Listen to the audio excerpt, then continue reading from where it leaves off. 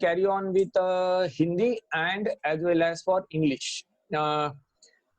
ये जो टॉपिक है इसके अंदर बहुत अपने को गहराई से देखना पड़ेगा और इसमें बहुत अलग-अलग प्रकार के इसमें सप्लाईज इन्वॉल्व होने वाले हैं। तो मैंने कोशिश की है कि ये एक पूरे पेपर में इसको मैं एक बैठाऊं। तो एक 40 पन्नों का ये मैंने पेपर आप सबके लिए बनाया है।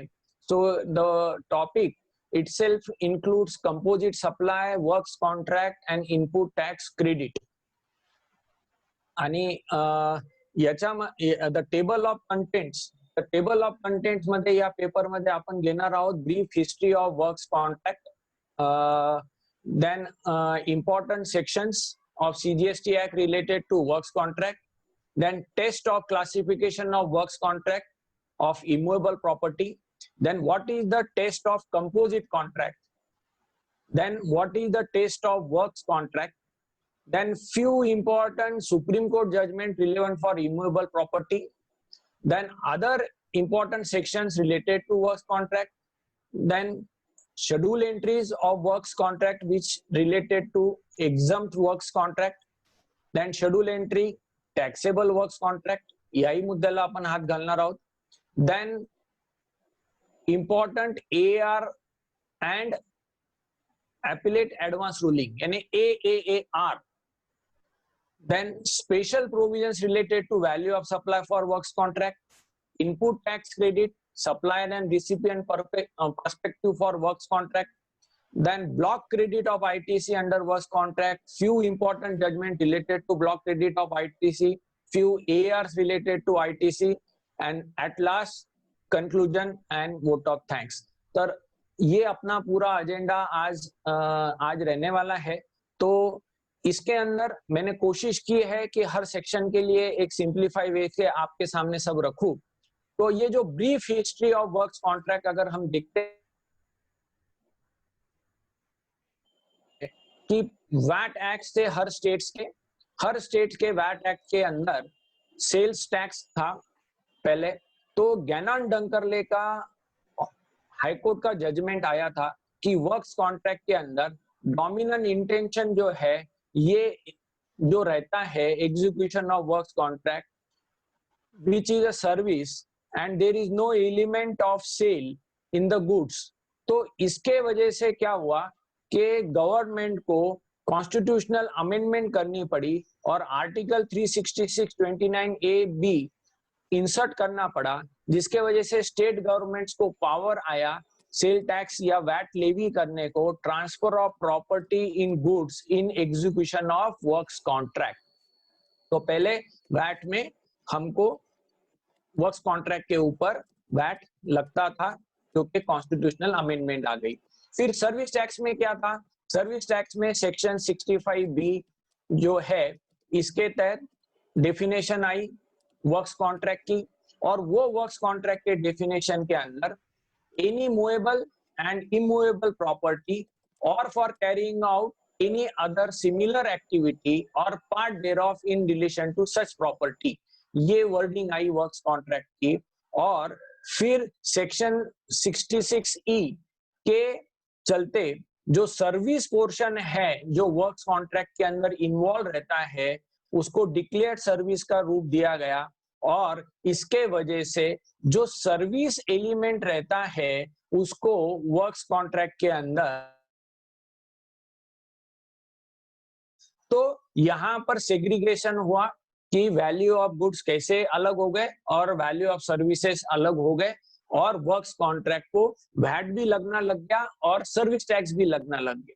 तो इसके वजह से कई इश्यूज बहुत आते थे। पहले भी हम बहुत बार चर्चा करते थे कि works contract is a worst contract. तो अब जीएसटी में क्या हुआ?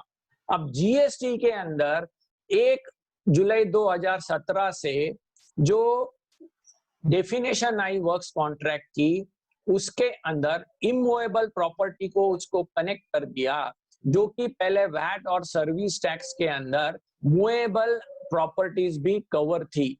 तो ये एक सबसे बड़ा चेंज आया जीएसटी के अंदर कि वर्क्स कॉन्ट्रैक्ट जो भी रहेंगे ट्रांजैक्शंस वो इमूवेबल प्रॉपर्टी के रिलेटेड अगर है तो ही वर्क्स कॉन्ट्रैक्ट। पहले मूवेबल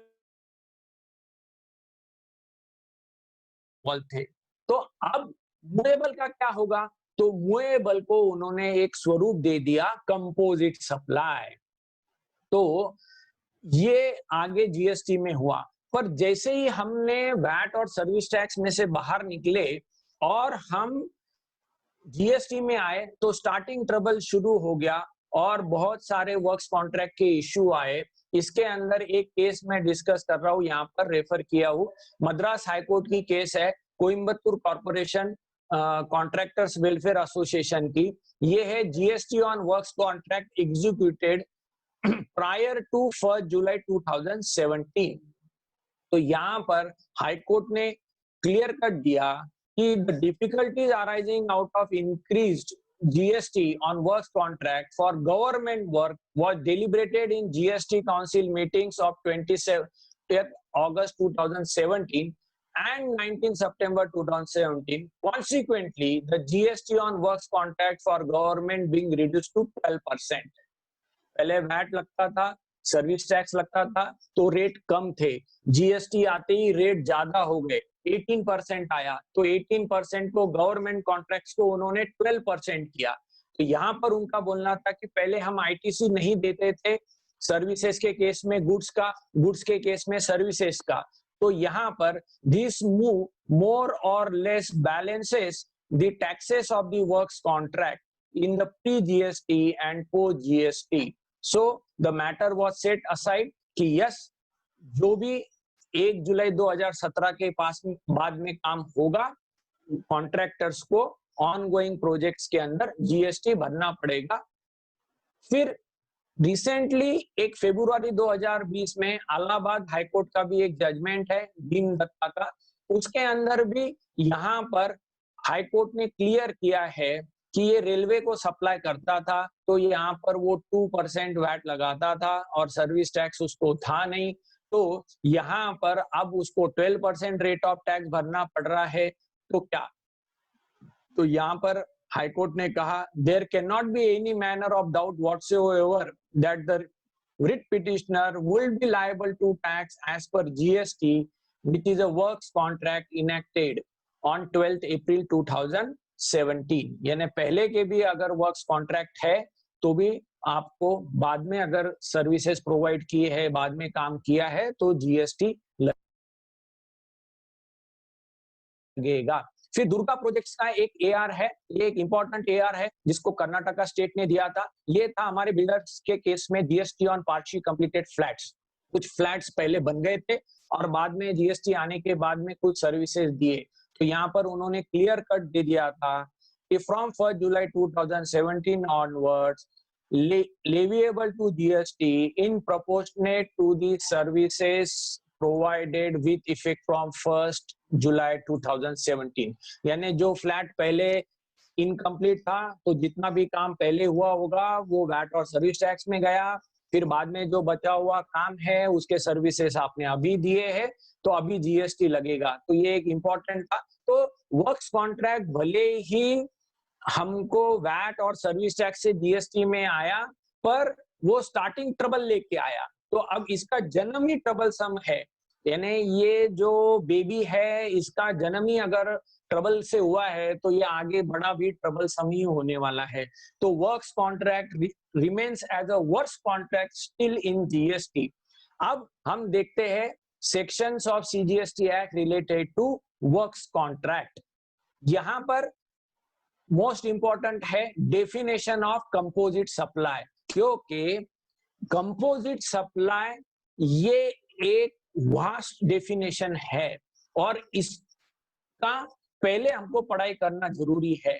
जैसे हम बिल्डिंग बनाते हैं तो रहता है फाउंडेशन, तो वैसा ये वर्क्स कॉन्ट्रैक्ट का पूरा फाउंडेशन है कंपोजिट सप्लाई। तो what is that definition? The composite supply means a supply made to a taxable person to a recipient consisting of 2 and more taxable supplies। तो ये एक शब्द जो है बहुत इंपॉर्टेंट है, आप सब लोग आगे ध्यान रखो। और मैं इसको आपको एक बड़े आराम से एक सिस्टमैटिक वे से आगे लेके जा रहा हूँ। और अगर यहाँ पर फंडामेंटली जो डेफिनेशंस है इसके ऊपर आप लोगों ने ध्यान दिया तो आगे आने वाले एआर जल्दी डाइजेस्ट होंगे, सिंप्लीफिकेशन हो जाएगा, आपको पूरा आगे इश्यूज ध्यान में आ जाएंगे। तो कंपोजिट सप्लाई मतलब ये है कि जहां पर सप्लाई किया है 2 और मोर टैक्सेबल सप्लाईज का, और ये नेचुरली बंडल्ड है and supplied in conjunction to each other and one of which is a principal supply. तो ये मोस्ट इंपॉर्टेंट डेफिनेशन है कि जहां पर 2 से ज्यादा टैक्सेबल सप्लाईज का यूसेज हो रहा है, जैसे हमारे कंस्ट्रक्शन कॉन्ट्रैक्ट्स के अंदर सीमेंट, रेती, स्टील, लेबर, पेंटिंग सब यूज हो रहा है और फिर हम उसको कंस्ट्रक्शन करके दे रहे हैं, तो ये कंपोजिट सप्लाई हो गया। तो कंपोजिट सप्लाई ये बहुत इंपॉर्टेंट डेफिनेशन है। तो कोई भी ट्रांजैक्शन ये पहले कंपोजिट सप्लाई में आएगी। फिर हमको ये देखना जरूरी है कंपोजिट सप्लाई के अंदर कि टैक्सेबल सप्लाई वर्ड यूज हुआ है। Taxable supply means leviable to tax. अब what is mean by leviable to tax? Section 9 दिया गया है जहां पर टैक्स लेवी होता है। सेक्शन 9 के अंदर अल्कोहल को बाहर रखा है, पेट्रोलियम प्रोडक्ट्स को बाहर रखा है। फिर नीचे एग्जाम सप्लाई का भी डेफिनेशन है। एग्जाम सप्लाई के अंदर नील रेट ऑफ टैक्स को इंक्लूड किया है, सेक्शन 11 का बोला है। तो और इसमें नॉन जीएसटी टैक्सेबल सप्लाई भी लिया है। तो इसका मतलब ये हुआ कि अगर कोई एग्जाम सप्लाई वाली ट्रांजैक्शन और टैक्सेबल सप्लाई दोनों एक हो जाती है तो वो कंपोजिट सप्लाई से बाहर हो जाएगी। अगर वो कंपोजिट सप्लाई से बाहर हो गई तो फिर उसका टैक्सेशन का क्या रहेगा? तो ये बहुत इंपॉर्टेंट एस्पेक्ट है हम सबके लिए जो आगे आप सबको ध्यान में रखना है। Now we come down to the most important definition that is of the works contract. ये जो वर्क्स कॉन्ट्रैक्ट की डेफिनेशन है ये हमारे को ध्यान में बहुत रखना जरूरी है। Works contract means a contract for building, construction, fabrication, completion, erection, installation, fitting out, improvement, modification, repairs, maintenance, renovation, alteration and commissioning of any immovable property wherein transfer of property in goods is involved। तो ये बहुत important है कि what is mean bye immovable property, what is mean bye goods and what is mean bye execution in the contract. तो ये सारी चीजें अगर रहेगी तो ही ये वर्क्स कॉन्ट्रैक्ट होगा जिसमें कंस्ट्रक्शन आ गया, फैब्रिकेशन आ गया और ये सारा इमूवेबल प्रॉपर्टी के संबंधित आया है। तो आगे भी देखेंगे हम कि what is mean bye immovable property. तो अब कंपोजिट कॉन्ट्रैक्ट के अंदर वो ट्रांजैक्शन आती है। अगर वो कंपोजिट कॉन्ट्रैक्ट है और अगर वो इमूवेबल प्रॉपर्टी का है तो वो वर्क्स कॉन्ट्रैक्ट के अंदर भी आ जाता है। तो ये बहुत इंपॉर्टेंट है कि वर्क्स कॉन्ट्रैक्ट के अंदर से मूवेबल प्रॉपर्टी को बाहर कर दिया और सिर्फ इमूवेबल प्रॉपर्टी को रखा है। और फिर और एक इंपॉर्टेंट सेक्शन है सेक्शन 7(1)(a। इसका जो शेड्यूल 2 है, शेड्यूल 2 के अंदर जो भी कंपोजिट सप्लाई है जो वर्क्स कॉन्ट्रैक्ट रिलेटेड, इसको सर्विस ट्रीट कर दिया है। तो by all means all works contract are service. तो ये हमको ध्यान में रखना है। और अगर ये सर्विस हो जाती है सारे वर्क्स कॉन्ट्रैक्ट तो इसमें रेट ऑफ टैक्स जो है गुड्स का हम यूज करते हैं जिसको हम प्रॉपर्टी में ट्रांसफर करते हैं उसकी जो वैल्यू है और जो सर्विसेज की वैल्यू है ये दोनों ही कंपोनेंट एक साथ इंक्लूड हो जाते हैं और वो वैल्यू ऑफ सप्लाई में आते हैं। तो therefore irrespective of rate of tax on the goods being supplied during the course or execution of the works contract, the tax rate applied on the supply is a rate applicable on each works contract। मतलब ये हो गया कि goods भी अगर use हुए होंगे, services भी यूज हुई होंगी तो उनकी पूरी टोटल वैल्यू करके उसका जो रेट ऑफ टैक्स है वर्क्स कॉन्ट्रैक्ट का वो सर्विसेज के हिसाब से टैक्स होगा और उसके अलग अलग शेड्यूल एंट्रीज है। तो गुड्स के वैल्यूएशन से हम बाहर निकल गए वर्क्स कॉन्ट्रैक्ट के केस में। अब हम आते हैं इमूवेबल प्रॉपर्टी के डेफिनेशन की तरफ। जीएसटी के अंदर इमूवेबल प्रॉपर्टी की कोई डेफिनेशन दी गई नहीं है। इसके लिए हमको general clauses act 3 section 3 subsection 26 refer करना पड़ेगा। और यहाँ पर इमूवेबल प्रॉपर्टी की जो टर्म दी गई है इसके हिसाब से अगर हम देखते हैं तो इट इंक्लूड्स, तो वर्ड क्या दिया है, it includes land benefit, benefit to arise out of the land and the things attached to the land or permanently fastened to anything attached to the earth। तो ये बहुत इंपॉर्टेंट है कि उसके अंदर लैंड होनी चाहिए, जगह है, and benefits arise of the land है, then attach to the earth और परमानेंटली फास्टन। तो अगर ये डेफिनेशन को हम देखते हैं तो ये बहुत इंक्लूसिव डेफिनेशन है, और इसका जो इंटीग्रल पार्ट है इसके अंदर सिविल स्ट्रक्चर जो है ये बहुत इंपॉर्टेंट रोल प्ले करेगा आगे, और पूरा जो आगे वर्क्स कॉन्ट्रैक्ट का झमेला है ये सिविल स्ट्रक्चर के ऊपर जाके रुकेगा। तो वो जो सिविल स्ट्रक्चर है वो अटैच टू द अर्थ है क्या, तो वो इमूवेबल प्रॉपर्टी बनता है क्या, वो हमको देखना बहुत जरूरी है।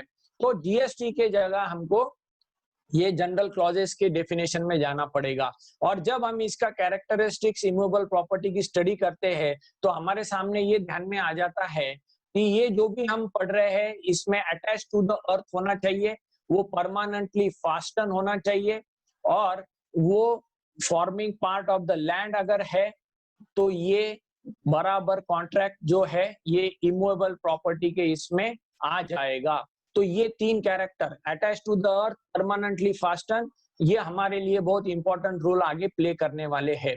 मूवेबल प्रॉपर्टी का कोई डेफिनेशन दिया नहीं है, तो हमारे को यही देखना है कि गुड्स के हिसाब से जो मूवेबल आया है जनरल क्लॉजेस के हिसाब से वही डेफिनेशंस हमको देखना है। Movable property shall mean property for every description except immovable property. तो ये थोड़ी हमारी पढ़ाई हो गई सारे डेफिनेशंस की। अब हम इसको एक सिंप्लीफाई वे से चलते हैं कि व्हाट इज द फॉर्मूला जिससे मुझे क्लासिफिकेशन की टेस्ट क्या आएगी वर्क्स कॉन्ट्रैक्ट के केस में। तो यहाँ पर एक बहुत इंपॉर्टेंट बात मैं आपके सामने रख रहा हूँ कि वर्क्स कॉन्ट्रैक्ट अगर इमूवेबल प्रॉपर्टी का है तो वो वर्क्स कॉन्ट्रैक्ट हो गया, और अगर मूवेबल प्रॉपर्टी का होता है तो वो कंपोजिट कॉन्ट्रैक्ट हो गया एक, तो कंपोजिट सप्लाई हो गया। तो वो कैसे फाइंड आउट करना है, तो यहाँ से हमारा लेक्चर अब हम शुरू करते हैं ऑल आवर एनालिसिस। जो हमने पहले देखा तो वो हमने सेक्शन वाइज चले गए। तो what is the first step, what is the first test in the composite supply, यानी कोई भी ट्रांजैक्शन अगर आती है तो सबसे पहले हमको ये देखना है कि वो कंपोजिट सप्लाई है क्या, टू और मोर टैक्सेबल सर्विसेज इन्वॉल्व है क्या, हाँ है, तो फिर हमको वो ट्रांजैक्शन को टेस्ट करना है कि अब वो वर्क्स कॉन्ट्रैक्ट में आ रही है क्या, यानी वो इमूवेबल प्रॉपर्टी की है क्या। अगर वो आ गई है इसके अंदर तो फिर उसके सर्विसेज का रेट निकालो। अगर वो नहीं आती है यानी वो इमूवेबल प्रॉपर्टी नहीं बन रही है तो क्या होगा, if it failed the test of the works contract then again go to composite supply test। फिर इसका मतलब ये टेस्ट ढूंढो, पहले कंपोजिट सप्लाई है क्या कोई भी ट्रांजैक्शन, फिर बाद में हम उसको जाके वर्क्स कॉन्ट्रैक्ट है क्या वो देखेंगे। अगर वो वर्क्स कॉन्ट्रैक्ट नहीं हुआ तो फिर से इसको कंपोजिट सप्लाई के पास में हम जाएंगे, और कंपोजिट सप्लाई के अंदर फिर हमको क्लासिफिकेशन ऑफ रेट टैग देखते वक्त मूवेबल प्रॉपर्टी का देखना पड़ेगा, और फिर से हमको यहाँ पर प्रिंसिपल सप्लाई क्या है वो देखना पड़ेगा। तो ये बहुत इंपॉर्टेंट है।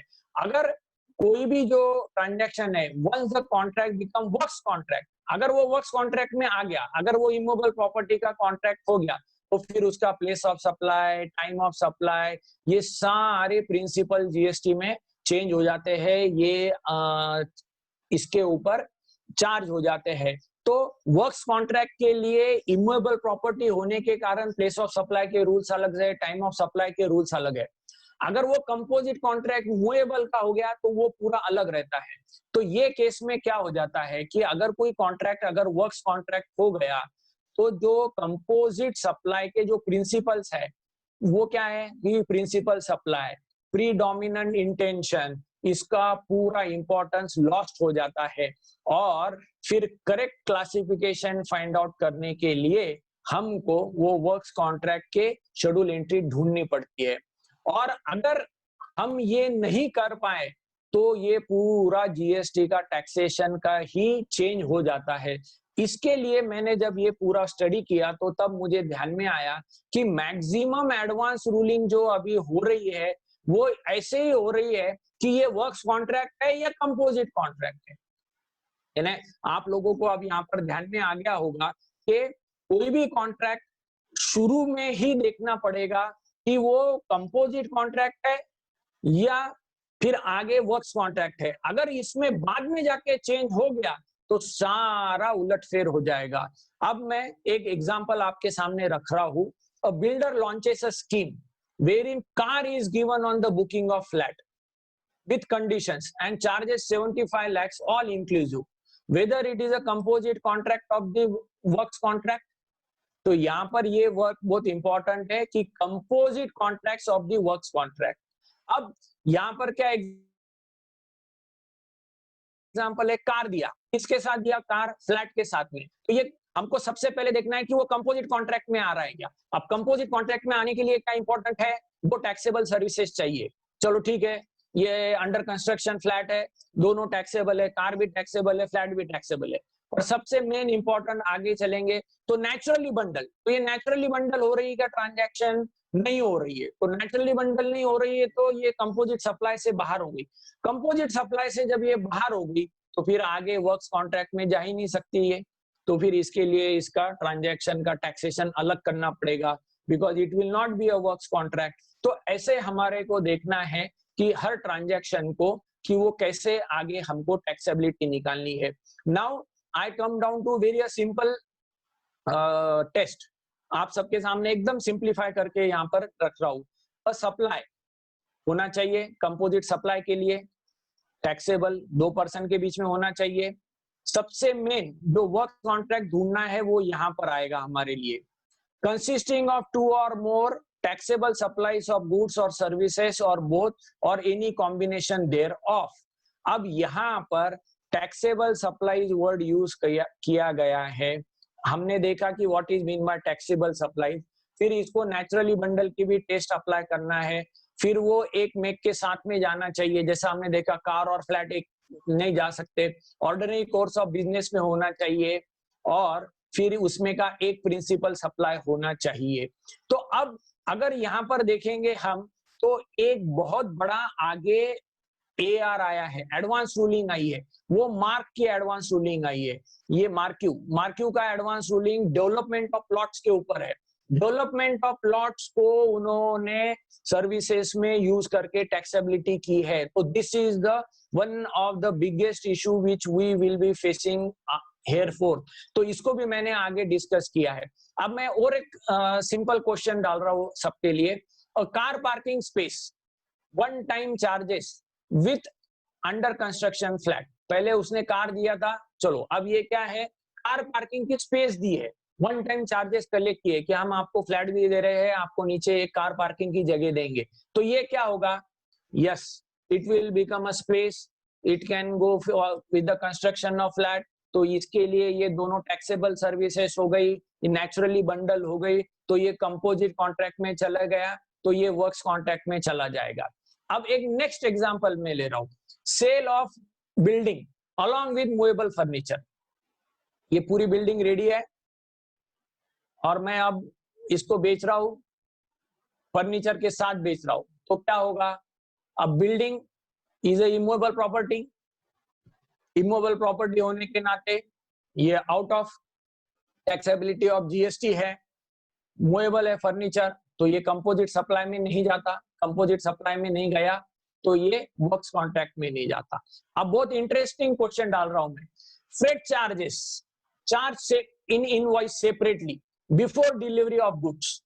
क्या होता है, यहां पर वैल्यू ऑफ सप्लाई का सेक्शन 15C आता है, वहां पर वो ये बोलता है कि it's become value of supply of goods. अगर आप देखोगे तो यहाँ पर freight charges is a separate and goods are separate. तो ये कंपोजिट कॉन्ट्रैक्ट हुआ क्या, तो ये कंपोजिट कॉन्ट्रैक्ट तो हुआ ही है, और भले ही मैं इसको सेपरेटली भी अगर ले रहा हूं, मैं सेपरेटली चार्ज भी कर रहा हूं, तो भी सेक्शन 15 के हिसाब से, C के हिसाब से वो वैल्यू ऑफ सप्लाई में forcefully by deeming fiction add हो जाता है। तो मतलब क्या हुआ कि कोई कंपोजिट सप्लाई नहीं भी अगर है, पर अगर वैल्यू ऑफ सप्लाई के हिसाब से जो चार्जेस है, फ्रेट है, कमीशन है, anything done before delivery of goods है, जैसे interest, late payment of amount, interest हम वसूल करते हैं, उसका क्या होगा, whether it is a composite supply नहीं, पर वैल्यूएशन के लिए क्या हो जाता है कि आपने इंटरेस्ट वसूल किया है, लेट सप्लाई का पैसा आपको मिला तो उसके ऊपर भी आप जीएसटी भरो। तो ये कंपोजिट सप्लाई नहीं होता है, फिर भी उसको जोड़ देते हैं, यानी उसको बंडल कर दिया है। तो ये भी एक इंपॉर्टेंट एस्पेक्ट है जो सब लोगों ने ध्यान में रखना है। Now what is the test of works contract? चलो हमारे ऊपर के एग्जांपल के हिसाब से कार पार्किंग जो हमने फ्लैट के साथ दी, ये कंपोजिट सप्लाई हो गया। अब वो वर्क्स कॉन्ट्रैक्ट है क्या, ये देखना है। तो इसके लिए तो सबसे पहले है कि एक कॉन्ट्रैक्ट होना चाहिए, वो building construction, fabrication, completion, erection और मॉडिफिकेशंस, रिपेयर्स, मेंटेनेंस, इसका होना चाहिए। और सबसे मेन, ये जो कुछ भी एक्टिविटी हम कर रहे हैं, ये पूरी की पूरी एक्टिविटी जो है ये इमूवेबल प्रॉपर्टी की होनी चाहिए और उसमें गुड्स इन्वॉल्व होने चाहिए। यानी अगर प्योर सर्विसेज है तो भी ये वर्क्स कॉन्ट्रैक्ट के बाहर निकल जाएगा।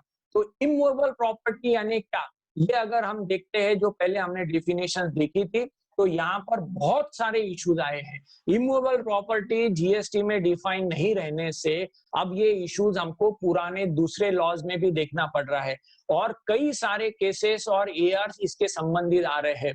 अब इमूवेबल प्रॉपर्टी के 3 टुकड़े हमने किए थे। पहला तो एक लैंड हो जाता है, जिसके ऊपर मेरे ख्याल से सब पार्टिसिपेंट्स को ज्यादा इशू नहीं होगा। फिर बिल्डिंग, बिल्डिंग के अंदर कंप्लीटेड बिल्डिंग है तो वो इमूवेबल प्रॉपर्टी हो जाती है, अंडर कंस्ट्रक्शन है तो नहीं होती।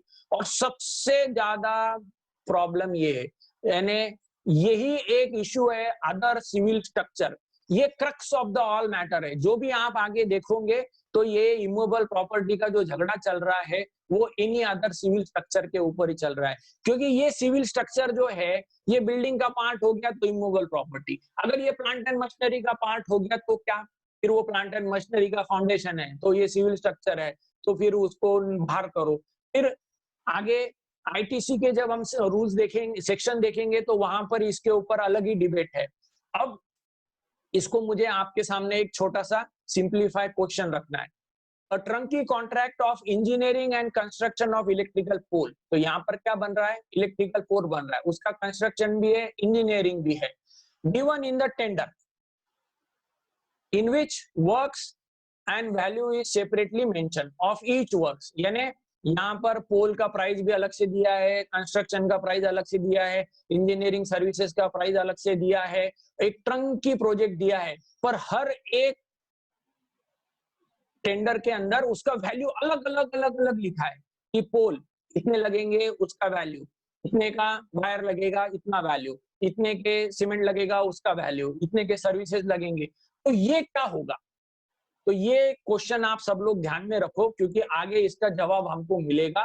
और बड़ा इंटरेस्टिंग है कि कंपोजिट सप्लाई में डालना है इनको तो अथॉरिटीज उसको ठूस के डाल देगी, और उनको लगा कि इसको कंपोजिट सप्लाई से बाहर निकालना है तो उसको बाहर भी निकाल रही है। बड़े ही अजीब एआरस आगे दिए हुए है, पर हमको ये देखना जरूरी है कि वो डिविजिबल कॉन्ट्रैक्ट हो रहा है तो फिर वो कंपोजिट से बाहर हो जाता है क्या, टू टैक्सेबल सर्विसेज दिए पर दोनों की वैल्यू अलग अलग करिए तो वो कंपोजिट से बाहर हो गया क्या।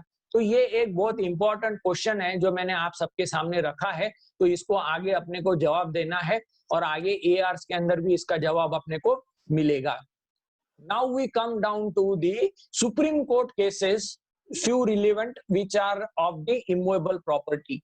तो हमने ये देखा कि वर्क्स कॉन्ट्रैक्ट जो है ये इमूवेबल प्रॉपर्टी के संबंधित चाहिए तो ही वो आगे वर्क्स कॉन्ट्रैक्ट में आता है।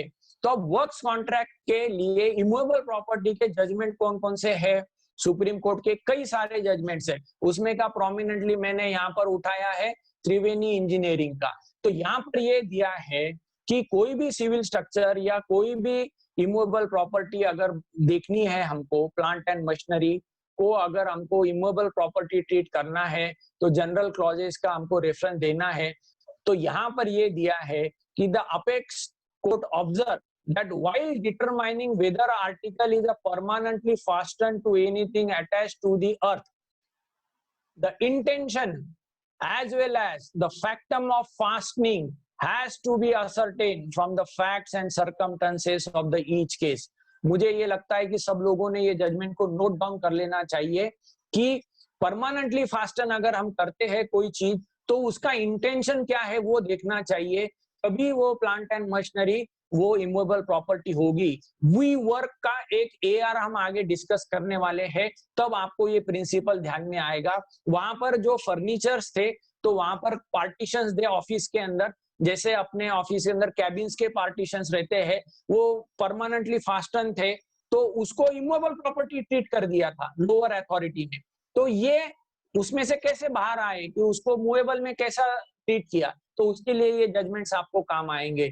फिर आगे सॉलिड एंड करेक्ट इंजीनियरिंग का भी एक सुप्रीम कोर्ट का जजमेंट है, जो हम एक रेफर कर सकते हैं। यहाँ पर बहुत अच्छे तरीके से सुप्रीम कोर्ट ने डिस्कस किया है 3 एस्पेक्ट्स के ऊपर, रूटेड इन द अर्थ, फिर बाद में embedded in the earth and attached to the earth, ये इसका मीनिंग क्या है। और यहाँ पर उन्होंने ये दिया है कि जो भी प्रॉपर्टी है वो इमूवेबल प्रॉपर्टी अगर होना है, तो उसके लिए क्या क्या कंडीशंस है और किस कारण से वो इमूवेबल प्रॉपर्टी नहीं भी होगी।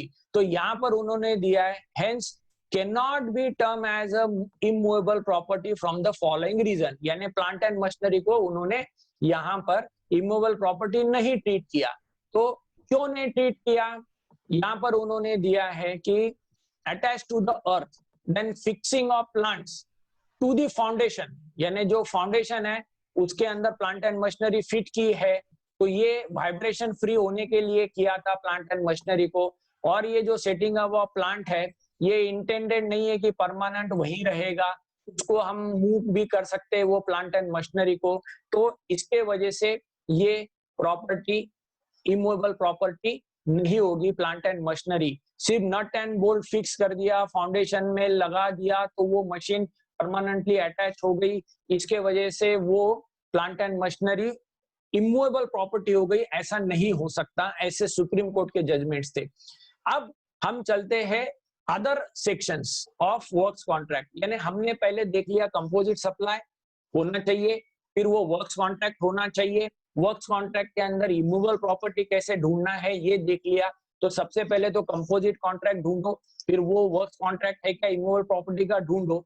अब हमको आगे जब टैक्स रेट या क्लासिफिकेशन करने हैं, तो उसके कुछ और भी डेफिनेशन दिए हैं, ये मैं ज्यादा यहाँ पर रेफर नहीं करूंगा, आपको पेपर के लिए सिर्फ साथ में दे रहा हूँ। यहाँ पर ओरिजिनल वर्क्स का भी डेफिनेशन है एक्ट के अंदर, एक सिंगल रेसिडेंशियल यूनिट का भी डेफिनेशन दिया है, रेसिडेंशियल कॉम्प्लेक्स का डेफिनेशन दिया है क्योंकि टैक्स रेट होंगे चेंज, और गवर्नमेंट अथॉरिटी का भी डेफिनेशन है क्योंकि works contract for government authority ये अलग। What is mean by government authority, इसके लिए भी डेफिनेशंस यहाँ दी है। फिर कंस्ट्रक्शन सर्विसेज का डेफिनेशन है और इसको सर्विसेज के अंदर इंक्लूड किया है, ये भी हमने देख लिया। अब हम चलते हैं कि हमारे जो ट्रांजैक्शंस है वो वर्क्स कॉन्ट्रैक्ट के तो है और वो इमूवेबल प्रॉपर्टी के भी है। तो आगे ऐसे कौन कौन से कॉन्ट्रैक्ट्स है जिसके ऊपर एग्जम्पशन है, यानी रेट ऑफ टैक्स नील है, तो वो देखने के लिए हमको चलना पड़ेगा शेड्यूल एंट्रीज के ऊपर। और वेरी इंटरेस्टिंगली जो मैंने पहले आपको बताया कि कंपोजिट कॉन्ट्रैक्ट होना बहुत जरूरी है, फिर कंपोजिट कॉन्ट्रैक्ट के बाद में वो वर्क्स कॉन्ट्रैक्ट होना जरूरी है।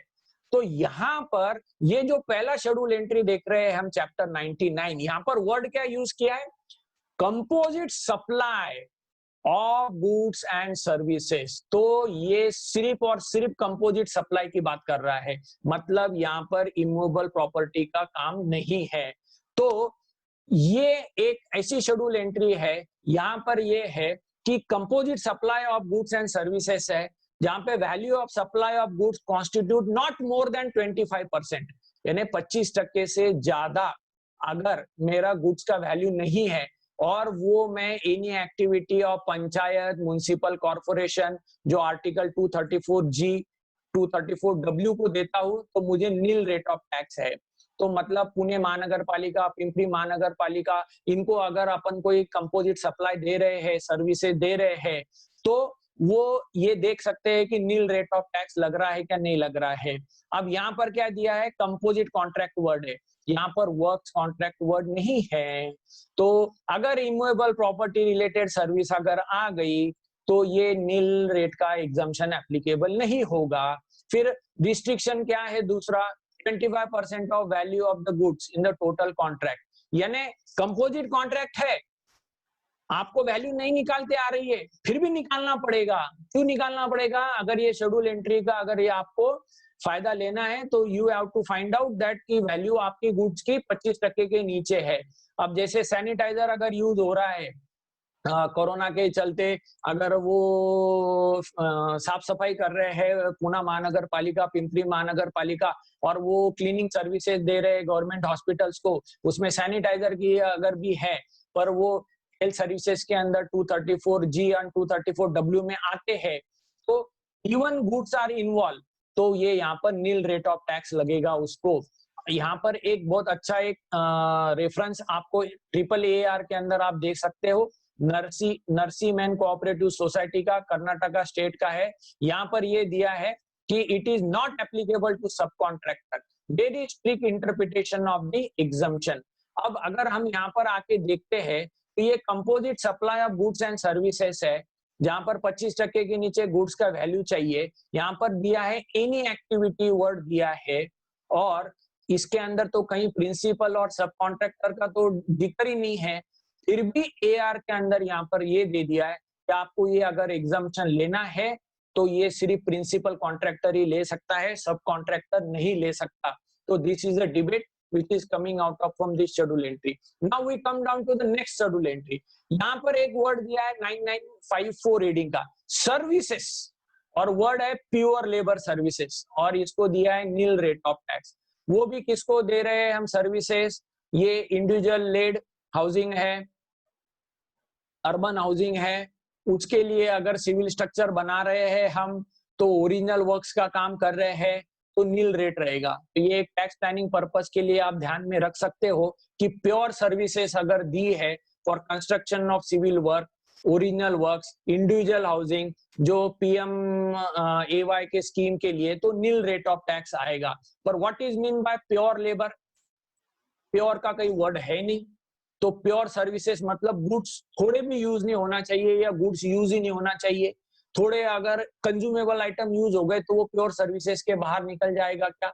तो ऐसे बहुत सारी चीजें हमको देखना है कि what is mean by pure labour, क्योंकि महानगर पालिका हो गई, गवर्नमेंट हो गए, या वो जो है वो बोलेंगे कि ये प्योर सर्विसेज है और हम नील रेट ऑफ टैक्स लगाओ। हम बोलेंगे कि ये कंपोजिट सप्लाई है, इसमें गुड्स इन्वॉल्व है, ये पेयर सर्विसेज नहीं है, तो ये यहाँ पर लिटिगेशन आगे आने वाले हैं। और ऑलरेडी न्यूज़पेपर का लिटिगेशन, एडवर्टीजमेंट इन न्यूज़पेपर, वो लिटिगेशन यहाँ पर आया था कि जिसके अंदर मैंने भी ओपिनियन दिया था, and we found it in our favour, कि हमने तो चार्ज किया था 5% GST, और पुणे और पिंपरी महानगर पालिका बोल रही थी कि हमने ऐड दी है तो इट्स सर्विस और आप नील रेट ऑफ टैक्स लगाओ। तो ये लोकमत की केस है। तो इसके अंदर फिर हमको आगे एक हिमाचल प्रदेश का भी जजमेंट AR मिला कि yes, pure services are not defined and advertisement is on paper and it is by deeming fiction, it is a service, it is not a pure service. Then what is mean by pure service? Pure service मतलब यहाँ पर man power supply, जैसा साफ सफाई का काम किया है, सिर्फ झाड़ू मार के आना है, या क्लीनिंग सर्विसेज देना है, या सिर्फ लेबर सप्लाई किया, तो वही प्योर सर्विसेज में आते हैं। अब यहाँ पर भी वर्ड आया है प्योर लेबर कॉन्ट्रैक्ट, तो ये भी रेसिडेंशियल यूनिट के लिए है। अगर हम घर बनाते हैं हमारा, और हमने किसी कॉन्ट्रैक्टर को काम दिया है, तो उसको हम सिर्फ लेबर का ही काम दे और मटेरियल हम खुद खरीदे। मेरा घर बन रहा है खुद का, तो मैं मटेरियल खुद खरीदूं, वो सिर्फ प्योर लेबर देगा, तो इसके लिए टैक्स नहीं लगेगा, नील रेट ऑफ टैक्स लगेगा। तो ये टैक्स प्लानिंग के लिए काम आ सकता है। यानी क्या है कि वर्क्स कॉन्ट्रैक्ट में जाना है कि नहीं जाना है, कंपोजिट सप्लाई क्रिएट करना है कि नहीं करना है, ये पहले ही हमने सोच लेना चाहिए before entering into the contract. Now we come down to the taxable services, जो शेड्यूल एंट्रीज है। इसके अंदर हम अगर जाके देखेंगे तो यहाँ पर एक बहुत इंपॉर्टेंट है 9954 कंस्ट्रक्शन सर्विसेज। तो ये जो भी हम फ्लैट या बिल्डर का जो भी केस हम देखते हैं, तो ये बिल्डर लोग सारे के सारे कंस्ट्रक्शन सर्विसेज में डीमिंग फिक्शन आ गए हैं, जो कि कंप्लीशन सर्टिफिकेट मिलने के पहले का जो भी फ्लैट है, वो प्रॉपर्टी के लिए ये रेट लगता है हमारे लिए 18%। अब 1 अप्रैल 2019 के बाद में 1% एंड 5% अफोर्डेबल नॉन अफोर्डेबल वाला है, तो ये हम मान लो कि भाई कमर्शियल वालों के लिए देख रहे हैं, तो ये 18% रहेगा। इसके अंदर बहुत इंपॉर्टेंट है कि यहाँ पर 1/3 वैल्यू ऑफ लैंड का डिडक्शन दिया है नोटिफिकेशन के नीचे। और बहुत इंपॉर्टेंट एस्पेक्ट, यहाँ पर ना तो composite supply of works contract ये वर्ड यूज किया है, हालांकि ये composite supply of works contract है, पर इसको कंस्ट्रक्शन सर्विसेज का सीधा सीधा उन्होंने डीमिंग फिक्शन डाल दिया, फिर उसको सीधा सीधा यहाँ पर 1/3 का लैंड का डिडक्शन दे दिया। तो एक secured place, legally secured place उन्होंने बना ली, इसमें झगड़ा ना हो कि अरे लैंड है तो ये कंपोजिट से बाहर निकल गया और वर्क्स कॉन्ट्रैक्ट के बाहर निकल गया, तो कैसा आप इसको टैक्स लगाएंगे। इसके लिए इसको सर्विसेज ले लिया और 1/3 लैंड का डिडक्शन दे दिया, इफेक्टिव रेट 12% दे दिया। तो ये बहुत इंपॉर्टेंट है कि बिल्डर्स एंड डेवलपर्स के लिए बड़े चालाकी से इसको रीडिजाइन करके कंस्ट्रक्शन सर्विसेज का स्वरूप दे दिया है शेड्यूल एंट्री बनाते होकर। अब आगे की जितने भी शेड्यूल एंट्रीज हम देख रहे हैं उसमें आप सब लोग एक बहुत गौर से देखिए कि ये वर्ड ही आपको मिल रहा है। क्या वर्ड मिल रहा है हमको? Composite supply of works contract. ये दोनों वर्ड साथ में चल रहे हैं। जो भी शेड्यूल एंट्री आप देखोगे अगर वो इमूवेबल की है तो ये वर्डिंग आपको मिलेगी ही मिलेगी। तो ये एक शेड्यूल एंट्री है जहां पर 18% रेट ऑफ टैक्स है। ये रेसिडुअल शेड्यूल एंट्री है। जो भी इमूवेबल प्रॉपर्टी का वर्क्स कॉन्ट्रैक्ट रहेगा अगर कहीं पे भी मेंशन नहीं है तो यहाँ पर 18% रेट ऑफ टैक्स लगेगा। फिर दूसरी शेड्यूल एंट्री चलते हैं हम, यहाँ पर भी देखिए आप शुरुआत में दे दिया composite supply of works contract. तो परवलीचा शब्द किंवा ज्याला म्हणतात की आता दरवेळेस आपल्याला काय लक्षात ठेवायचं आहे, composite supply of works contract, ये शब्द हर बार ध्यान रखना है। अगर ये है तो ये इमूवेबल प्रॉपर्टी का है, और सिर्फ कंपोजिट सप्लाई वर्ड है तो वो मूवेबल का है। फिर मूवेबल रहने से फिर प्रिंसिपल सप्लाई निकालो, प्रिंसिपल सप्लाई के हिसाब से प्रीडोमिनेंट इंटेंशन देखो और फिर वो हिसाब से टैक्स लगाओ। अगर इमूवेबल प्रॉपर्टी का वर्क्स कॉन्ट्रैक्ट की पढ़ाई कर रहे हैं तो ये शब्दों को अपने को हर बार ध्यान में रखना है कि शेड्यूल एंट्री के शुरुआत में क्या दिया है। तो ये भी एक इमूवेबल प्रॉपर्टी का सप्लाई हो गया। ये किसके लिए है? Any supplier. ये क्या कर रहा है? ये सप्लाई कर रहा है। किसको सप्लाई कर रहा है? गवर्नमेंट को सप्लाई कर रहा है। क्या सप्लाई कर रहा है? ये दे रहा है erection, commissioning, installation, alteration of. तो ये ऑफ शब्द बहुत इंपॉर्टेंट है। तो ये कोई ऑब्जेक्ट के लिए यूज हो रहा है।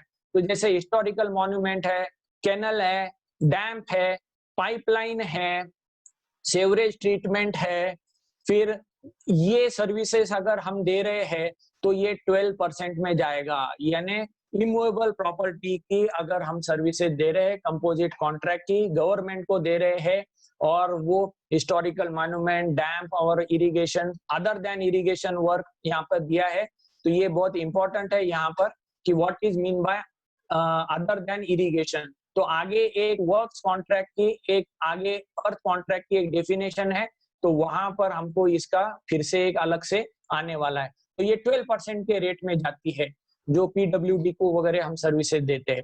फिर यहाँ पर वापस वर्ड यूज हो गया composite supply of works contract, supplied by way of bridge के लिए दिया है।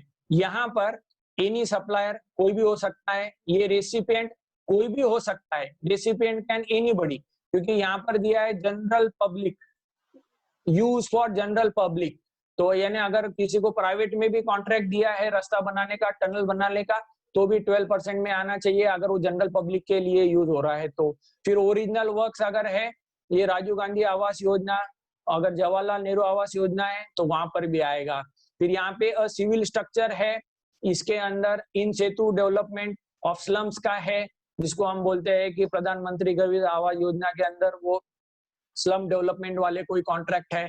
फिर उसमें सिविल स्ट्रक्चर्स है, बेनिफिशियरी लेड हाउसिंग है प्रधानमंत्री आवास योजना के अंदर। फिर ईडब्ल्यूएस की हाउसिंग है। फिर बाद में इसके अंदर क्रेडिट लिंक वाली कोई हाउसिंग है, एमआईजी, एलआईजी हाउसिंग है। फिर pollution control and effluent treatment plant, ये भी एक बहुत इंपॉर्टेंट है। पर यहाँ पर कंडीशन क्या दिया है?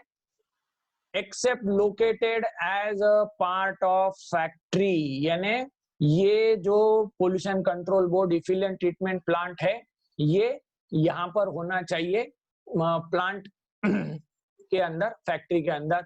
और फ्यूनरल एंड ब्यूरल ये दिए है सिविल स्ट्रक्चर। और एक इंपॉर्टेंट दिया है, कोई ट्रस्ट बनाई है इनकम टैक्स के हिसाब से 112A है, और वो मिड डे मील का अगर काम कर रहे हैं उनके लिए कोई बिल्डिंग बनाते हैं, तो ये केस के अंदर सर्विस जो वर्क्स कॉन्ट्रैक्ट होगा वो वर्क्स कॉन्ट्रैक्ट 12% से होगा। तो what is the crux of the matter, ये सिविल चैप्टर, सिविल कंस्ट्रक्शंस रहेंगे, इसमें पीएमजीएवाई वगैरह रहेंगे, रोड के रिलेटेड भी है। अब सबसे मेन है applicable to the sub contractor और नॉट, क्योंकि यहाँ पर एक इंपॉर्टेंट दिया है बाय वे ऑफ, बाय यानी सप्लाइड बाय, और यहाँ पर दिया हुआ है ऑफ, यानी कोई भी एनी सप्लायर अगर वो सप्लाई कर रहा है ये सर्विस, ये प्रकार के सर्विसेज ऑफ ब्रिज टनल, तो यहाँ पर कहीं प्रिंसिपल और सब कॉन्ट्रैक्टर का बाइफर्केशन नहीं है, तो फिर ये 12% का सब कॉन्ट्रैक्टर को अप्लीकेबल होना चाहिए कि नहीं होना चाहिए, ये भी हमको आगे देखना है। इसका क्वेश्चन आगे एआरस के अंदर मिल जाएंगे। अब थोड़ा आगे हम फास्ट चलते हैं। फिर यहाँ पर एक शेड्यूल एंट्री है composite supply of works contract, ये भी 12% चार्ज कर रही है, पर ये काय के लिए है, original works pertaining to railways, single residential house in a residential complex, जहां पर 60 स्क्वायर फीट के नीचे वाले है, अफोर्डेबल हाउसिंग वाला है, यानी जो भी अफोर्डेबल हाउसिंग के अंदर 50% के ऊपर अगर अफोर्डेबल हाउसिंग है, तो ये केस के अंदर जो कॉन्ट्रैक्टर रहता है वो 12% लगाता है हमको। अगर वो रेलवे को भी दे रहा है तो 12% लगाएगा। पर इसके अंदर बहुत इंपॉर्टेंट है कि इन्होंने रिपेयर्स मेंटेनेंस सर्विसेज ये वर्ड यहाँ पर लिए नहीं है, और ये एग्रीकल्चर प्रोसेसिंग के लिए अगर वेयर हाउस बन रहा है तो उसको भी एप्लीकेबल हो रहा है। एक एबीबी का एआर है इसके ऊपर आप देख सकते हो। और फिर से एक क्वेश्चन आता है एप्लीकेबिलिटी टू सब कॉन्ट्रैक्टर और नॉट, तो ये एक सर्विसेज थी। और यहाँ पर उन्होंने मैकेनाइज फूड ग्रेन हैंडलिंग को भी यूज किया है, और warehousing of agriculture produce, यानी एग्रीकल्चर प्रोड्यूस या कोल्ड स्टोरेज बन रहा है किसी का और उसको कॉन्ट्रैक्टर को हम काम देते हैं तो 12% में जाएगा। फिर यहाँ पर वापस composite supply of works contract use किया है, 12% रेट लगेगा। ये किसको जा रहा है, एनी सप्लायर दे रहा है, ये गवर्नमेंट को सर्विसेज हम दे रहे हैं, स्पेसिफाइड इमूवेबल प्रॉपर्टी के लिए है, और ये सिविल स्ट्रक्चर जो रहेंगे ये एजुकेशन वगैरह उसके लिए यूज होंगे, क्योंकि यहाँ पर दिया है अदर देन कॉमर्स, इंडस्ट्री और एनी अदर बिजनेस। तो एजुकेशन के लिए अगर हम जैसे गवर्नमेंट की कोई स्कूल वगैरह बन रही है तो वहां पर 12% रेट से वो वर्क्स कॉन्ट्रैक्ट सर्विसेज को चार्जिंग होगी। अब हम देखते हैं composite supply of works contract जो 5% वाला है। ये बड़ी इंटरेस्टिंग शेड्यूल एंट्री है। यहाँ पर एक अर्थ वर्क का नाम दिया है, यहाँ पर इन्हें they have distinguish it's a earth work. Earth work मतलब क्या कि जिसके अंदर 75% एंड मोर जो है ये अर्थ वर्क का काम है, जो इरिगेशन में रहता है, जैसे मट्टी इधर से उधर सरकाना, तो ये एक हो गया। तो यहाँ पर अर्थ वर्क का जो डेफिनेशन है ये सोमा मोहिते का जॉइंट वेंचर का महाराष्ट्र का एआर है, जिसके अंदर आप लोग देख सकते हैं अर्थ वर्क का डेफिनेशन क्या है। और यहाँ पर बहुत इंपॉर्टेंट एआर है क्योंकि यहाँ 5% का एग्जाम्पशन किसको एप्लीकेबल होगा किसको नहीं एप्लीकेबल होगा इसकी डिटेल में स्टडी की है। तो यहाँ पर क्या कर दिया है कि ये वर्क कॉन्ट्रैक्ट है, ये कंपोजिट कॉन्ट्रैक्ट भी है, पर यहाँ पर वैल्यूएशन का लिमिट ला दिया कि इसके अंदर अर्थ वर्क जो है ये 75% से ज्यादा होना चाहिए। तो बड़ा इंटरेस्टिंग तरीके से इन्होंने शेड्यूल एंट्री के अंदर ही ऐसे कंडीशन ला दिए कि फिर से स्प्लिट करना पड़ रहा है। यानी पहले वो इंडिविजुअल कॉन्ट्रैक्ट थे, इसके लिए कंपोजिट में गए, वर्क्स कॉन्ट्रैक्ट में गए, आप बोलते फिर से डिवाइड करो अगर इसका बेनिफिट लेना है तो। फिर आगे एक associated service oil and gas का शेड्यूल एंट्री है, 12% है, इसके लिए हम ज्यादा रेफर नहीं करेंगे। फिर बाद में वापिस कंपोजिट सप्लाई का एक है एंट्री जहां पर स्पेसिफिकली दिया है कि ये सब कॉन्ट्रैक्टर और मेन कॉन्ट्रैक्टर को एप्लीकेबल होगा आइटम 3 से लेके 6 तक का। तो ये यहाँ पर सब कॉन्ट्रैक्टर जो गवर्नमेंट्स को हम कॉन्ट्रैक्ट दे रहे हैं उनके लिए एप्लीकेबल होगा। पर यहाँ पर इंपॉर्टेंट है कि फर्स्ट लेवल सब कॉन्ट्रैक्टर को ही होगा, यानी गवर्नमेंट ने ए को कॉन्ट्रैक्ट दिया, ए ने बी को दिया तो बी तक ही सीमित रहेगा। डी ने अगर आगे सी को दिया तो नहीं रहेगा। और एक एपिलेट एडवांस रूलिंग का भी जजमेंट है श्री कंस्ट्रक्शन का, जो हमारे फेवर के अंदर है, और वो महाराष्ट्र स्टेट का एआर है सब कॉन्ट्रैक्ट्स के ऊपर। यू कैन रेफर इट, वो भले ही रेलवे का रहा तो भी आपने लिए ये फायदेमंद एआर होता है। फिर बाद में यहाँ पर सब कॉन्ट्रैक्टर ने के सर्विसेज के लिए भी दिया है, और ये किसके लिए दिया है 5%, यानी अर्थ वर्क जो कर रहे हैं हम, उसके अंदर अगर हम सब कॉन्ट्रैक्ट करते हैं तो भी 5% मिलेगा फॉर दैट फर्स्ट सब कॉन्ट्रैक्टर। तो सब कॉन्ट्रैक्टर के लिए 2 शेड्यूल एंट्री सेपरेटली आई है। फिर हाउसकीपिंग, प्लम्बिंग, कारपेंटिंग सर्विसेज अगर हम देते हैं ई कॉमर्स ऑपरेटर के थ्रू, तो वहां पर वो 5% में जाता है। वो ई कॉमर्स ऑपरेटर के लिए ये स्पेसिफिक शेड्यूल एंट्री है। फिर बाद में इसके अलावा अगर कोई कंस्ट्रक्शन सर्विसेज अगर आ जाती है जो मूवेबल प्रॉपर्टी के रिलेटेड है, तो रेसिडुअल शेड्यूल एंट्री 18% में हो जाएगा। और सबसे लास्ट इसके अंदर आगे दिया है कि 18% की शेड्यूल एंट्री है जहां पर इंजीनियरिंग कॉन्ट्रैक्ट्स है, जहां पर इंस्टॉलेशन है, जहां पर टेक्निकल सर्विसेज है, वो सारे जो भी कॉन्ट्रैक्ट्स रहेंगे बायोगैस के, सोलर जनरेशन के, विंड मिल्स के, ये वेस्ट के, ओशन वेव्स के, एनर्जी के डिवाइसेस के, ये सारे के सारे 18। वेरी इंटरेस्टिंग, सोलार को उन्होंने डिवाइड किया है कि 70% आपका गुड्स रहेंगे एनर्जी कॉन्ट्रैक्ट को टर्म की, और सर्विसेज के लिए 30% का नोटिफिकेशन, तो उसके लिए ये शेड्यूल एंट्री है। तो यहाँ पर हमने टैक्सेबिलिटी के सारे शेड्यूल एंट्री देख लिए। तो अब यहाँ पर हमको ध्यान में आ गया कि जो इमूवेबल प्रॉपर्टी के वर्क्स कॉन्ट्रैक्ट है उनको नाम दिया है composite supply of works contract. ये हमारे हो गए सारे के सारे इमूवेबल प्रॉपर्टी के। अब वो इमूवेबल प्रॉपर्टी है क्या नहीं, और वो कंपोजिट सप्लाई है क्या नहीं, ये 2 मुद्दे बहुत इंपॉर्टेंट है। तो ये दोनों टेस्ट के ऊपर खूब झगड़ा होता है, और यहाँ पर कुछ इंपॉर्टेंट एआर्स मैं आपके सामने रख रहा हूं जो आप सबके लिए एक बेनिफिशियल रहेगा। सो let's go through the first AR. ये एआर है एबीबी इंडिया का, जो वेस्ट बंगाल का है। और मैं आपको एक चीज बता दूं कि जो एडवांस रूलिंग रहती है वो उस स्टेट के लिए लागू होना जरूरी है, और वो भी उसी एप्लीकेंट के लिए लागू होना जरूरी है। अगर कोई उस स्टेट का दूसरा भी एप्लीकेंट है तो ही में not apply the AR principle. तो एडवांस रूलिंग का आपको कितना यूज करना है ये अपने सबने लीगली सोच के रहना है। एक ही एडवांस रूलिंग दूसरे को applicable in principle for legal benefit आप लेना है तो ले सकते हो, पर by law it is not applicable. एक स्टेट के महाराष्ट्र की एआर दूसरा स्टेट मना भी कर सकता है कि मैं उसको रेफर नहीं करूंगा, पर महाराष्ट्र के अंदर एक थोड़ा सा हमको एक ये बोलते कि रास्ता तो मिलता है चर्चा करने के लिए। तो इसके लिए मैं एआर आपके सामने रख रहा हूं। वन में not legally bind AR on himself, but you can study the AR to know what is the crux of the matter and whether my facts and figures are the same or not.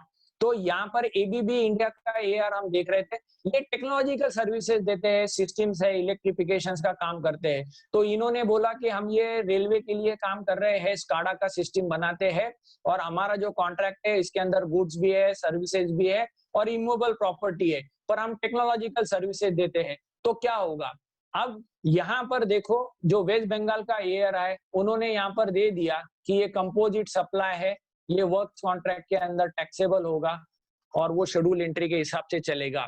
तो भले ही ये technological contract था पर उसके अंदर immovable property का भी contract था, तो इसको कंपोजिट कॉन्ट्रैक्ट के अंदर वर्क्स कॉन्ट्रैक्ट में डाल के इसको ट्रीट किया है। अब आगे चलते हैं हम, विहान एंटरप्राइजेस का एक एआर है, ये एमपी स्टेट का है, ये बड़ा इंपॉर्टेंट एआर है। ये क्यों इंपॉर्टेंट एआर है, ये ट्रंकी प्रोजेक्ट्स का है। जो मैंने ऊपर आपको एग्जांपल दिया था कि एक ट्रंकी प्रोजेक्ट्स का, उसका जवाब आपको यहाँ मिलेगा। ट्रंकी प्रोजेक्ट है, लाइन बाय लाइन उसके अंदर अलग अलग मल्टीपल इंडिपेंडेंट कॉन्ट्रैक्ट्स मेंशन किए हैं टेंडर के अंदर, और वो टेंडर के अंदर उसके अंदर कुछ नेचर ऑफ वर्क्स कॉन्ट्रैक्ट है, कुछ गुड्स है, कुछ सर्विसेज है। इसके अंदर ये सोलर प्लांट का कॉन्ट्रैक्ट था, और फिर यहाँ पर 70% जो वैल्यू है ये deem to be of goods and 30% value deem to be services, ऐसा होता है जो अमेंडमेंट आया और उसका इफेक्टिव रेट 8.9 आता है उनके हिसाब से। तो यहाँ पर ये पूछा गया कि ये हमको एप्लीकेबल होता है क्या। तो बड़ा इंटरेस्टिंग यहाँ से एक चीज मिलती है कि only where the transfer of property in goods where is in involve in the execution of works contract, यानी जहां पर गुड्स वर्क्स कॉन्ट्रैक्ट में इन्वॉल्व है वहीं पे ये कंपोजिट और वर्क्स कॉन्ट्रैक्ट का यूज होना चाहिए। जहां पर मल्टीपल कॉन्ट्रैक्ट्स है, इंडिपेंडेंट कॉन्ट्रैक्ट्स है, जहां पर उसका वैल्यू सेपरेटली बताया है और वो जो नेचर ऑफ वर्क्स है वो सिर्फ उसके रिलेटेड गुड सप्लाई करने का लिखा है यहाँ पर टर्नकी प्रोजेक्ट्स के अंदर। तो यहाँ पर उन्होंने क्या दिया, unless such supply of goods और services is a part and made in the execution of works contract, it will not become part of the works contract। तो यहाँ पर जजमेंट उन्होंने दिया कि जो इक्विपमेंट्स है, मटेरियल्स है, सब स्टेशंस है, ये सारे के सारे सेपरेटली यहाँ पर वैल्यू मेंशन की गई है, तो ये वर्क्स कॉन्ट्रैक्ट के पार्ट नहीं होंगे और उनका वैल्यू वर्क्स कॉन्ट्रैक्ट में नहीं आएगा। भले ही यहाँ पर सिविल वर्क का एक मेंशन किया है, फिर भी आपको इंडिविजुअल कॉन्ट्रैक्ट वाइज जाना पड़ेगा। अगर गुड्स देना है तो गुड्स का रेट, सर्विसेज है तो सर्विसेज का रेट, और अगर जहां पर वर्क कॉन्ट्रैक्ट है तो बस उतना ही। यानी टर्नकी प्रोजेक्ट्स में अगर डिविजिबल है तो और उसका वैल्यू सेपरेटली है तो वो कंपोजिट कॉन्ट्रैक्ट नहीं, वो इंडिविजुअल कॉन्ट्रैक्ट्स में जाएगा। तो बड़ा ही इंटरेस्टिंग है। हमको ऐसा लगता है कि टर्नकी प्रोजेक्ट सारे के सारे कंपोजिट में जाएंगे, पर वैसा नहीं होगा। आपको टेंडर डॉक्यूमेंट देना है, कॉन्ट्रैक्ट देखना है और फिर डिसीजन लेना है। बाद में हम चलते हैं, एक वर्टेव एनर्जी का है, महाराष्ट्र स्टेट का एआर है, बड़ा ही अच्छा एआर है ये भी। यहाँ पर यूपीएस सप्लाई किया था इन्होंने और ये यूपीएस के लिए प्लेटफॉर्म वगैरह बना के, सिविल स्ट्रक्चर बना के इसको परमानेंट फिक्स कर रहे थे। तो ये यूपीएस इमूवेबल प्रॉपर्टी होगी क्या, ये यहाँ पर एडवांस रूलिंग के अंदर आया। और सबसे मेन पहले कि ये वर्क्स कॉन्ट्रैक्ट भी होगा क्या, ये भी यहाँ पर पूछा गया। यानी what is our question, whether every contract where civil works, यानी जहां पे भी सिविल वर्क्स आ रहा है, सीमेंट, रेती, खड़ी, डबर आ रहा है, वो वर्क्स कॉन्ट्रैक्ट हो जाता है क्या। तो यहाँ पर दिया है उन्होंने कि हर सिविल कॉन्ट्रैक्ट ये वर्क्स कॉन्ट्रैक्ट नहीं होगा, क्योंकि ये जो सिविल फाउंडेशन ये है, installation and commissioning of UPS के लिए है, ये ऑपरेशनल के लिए है, और ये फैक्ट है कि ये यूपीएस को इमूवेबल प्रॉपर्टी में नहीं ट्रीट होंगे, so it is not a immovable property. तो हमको ये भी देखना जरूरी है कि कहीं पे भी सिविल वर्क आ गया तो मतलब इमूवेबल प्रॉपर्टी हो गई क्या, नहीं, वो मूवेबल प्रॉपर्टी का फाउंडेशन हो रहा है, यूपीएस का फाउंडेशन हो रहा है, तो it is not a works contract, then it become a composite contract. तो वो हिसाब से इसका रेट लगेगा। तो if it is not a works contract then whether it is a composite contract. तो फिर यहाँ पर उन्होंने दिया है कि वो कंपोजिट कॉन्ट्रैक्ट होगा क्या, और नीचे उन्होंने प्रॉपर एक्सप्लेनेशन के दिया है। Hence the principal supply is of UPS and it's a composite contract, और पूरे इसके ऊपर 12% लगेगा। मतलब क्या हुआ, मूवेबल प्रॉपर्टी है तो वर्क्स कॉन्ट्रैक्ट, मूवेबल प्रॉपर्टी आ गई तो कंपोजिट कॉन्ट्रैक्ट, तो कंपोजिट कॉन्ट्रैक्ट में प्रिंसिपल सप्लाई इज यूपीएस, तो वो हिसाब से यहाँ पे 18% का रेट आ गया। फिर एक कल्याण टोल का भी, एक एमपी स्टेट का भी यहाँ पर एआर है, इसके लिए एआर दिया। उन्होंने भी टेंडर लिया है, कंसोलिडेटेड कॉन्ट्रैक्ट है, जिसके अंदर उनकी वैल्यू लिखी है, ईच आइटम को सेपरेटली लिखा है, वहां पर सिविल वर्क करना है वो भी सेपरेटली लिखा है। तो ये एक उन्होंने कंसोलिडेटेड टेंडर लिया। अब हमने ऊपर एक कॉन्ट्रैक्ट देखा था, ट्रंकी कॉन्ट्रैक्ट, की जहां पर ये जो एआर देखा था कि ये एमपी का ही एआर है, विहान एंटरप्राइजेस का, कि यहाँ पर अगर मल्टीपल है, अलग अलग से लिखा है, तो वो कंपोजिट कॉन्ट्रैक्ट नहीं होंगे।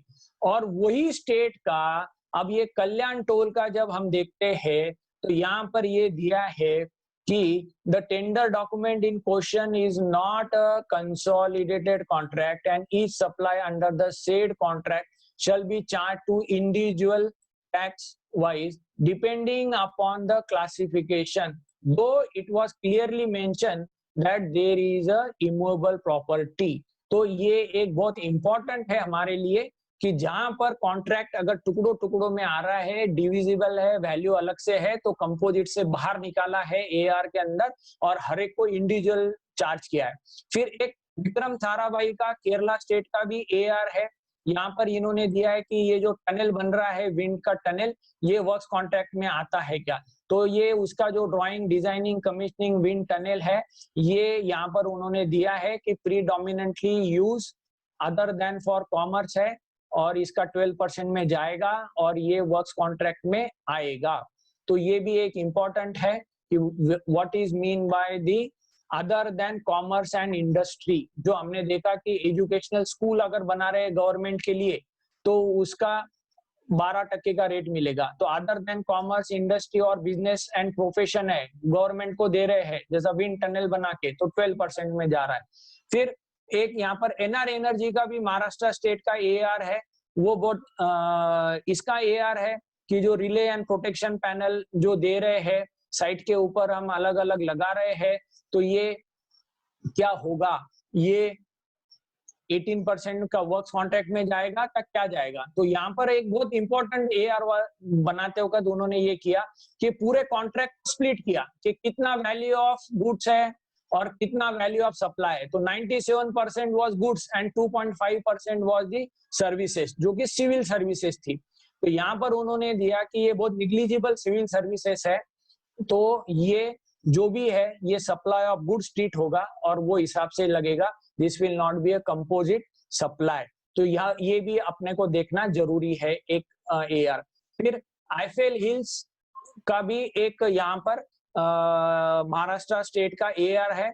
ये प्लम्बिंग सर्विसेज का हाउसिंग इंफ्रा स्कीम का था, जिसके अंदर ये कंपोजिट सप्लाई माना गया। जो इलेक्ट्रिकल कॉन्ट्रैक्ट है या प्लम्बिंग का भी जो भी कॉन्ट्रैक्ट है, पर ये बिल्डिंग का है, तो ये बिल्डिंग का electrical and plumbing contract is a composite contract.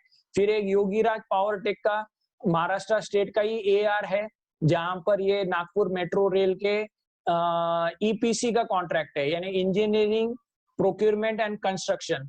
तो इसको ये कॉन्ट्रैक्ट को क्या होगा, तो यहाँ पर इन्होंने दिया it's a works contract, composite contract. तो इमूवेबल प्रॉपर्टी यहाँ पर उसके रिलेटेड काम है, तो इट्स अ कंपोजिट कॉन्ट्रैक्ट। फिर एक ये precision auto and robotics India का महाराष्ट्र का है, बड़ा ही इंपॉर्टेंट एआर है।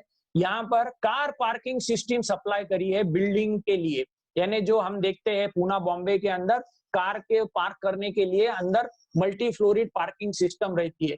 तो वो कॉन्ट्रैक्ट क्या होगा, तो यहाँ पर उन्होंने टेस्ट यूज करी है कि what is works contract and what is composite contract. तो यहाँ पर उन्होंने यहाँ दिया है कि ये इमूवेबल प्रॉपर्टी का पार्ट हो रहा है कार पार्किंग सिस्टम, तो ये क्वालिफाई हो जाता है वर्क्स कॉन्ट्रैक्ट के लिए, तो कंपोजिट कॉन्ट्रैक्ट हो जाता है और वो हिसाब से इसका टैक्स लगेगा। और जब ये वर्क्स कॉन्ट्रैक्ट हो जाता है तो फिर हमने यहाँ पर कंपोजिट कॉन्ट्रैक्ट के लिए प्रिंसिपल एलिमेंट क्या है वो हमको देखना नहीं है, और हमको सीधा सीधा वर्क्स कॉन्ट्रैक्ट के हिसाब से उसका टैक्स निकालना है। तो ये एक इंपॉर्टेंट एस्पेक्ट है कि कंपोजिट कॉन्ट्रैक्ट अगर है और अगर वो वर्क्स कॉन्ट्रैक्ट बन गया तो फिर अब ये कार पार्किंग सिस्टम्स को वर्क कॉन्ट्रैक्ट ट्रीट करो और फिर उसको शेड्यूल एंट्री जो है सर्विसेज का देखो, ना कि ये पार्किंग सिस्टम का क्या रेट है टैक्स का।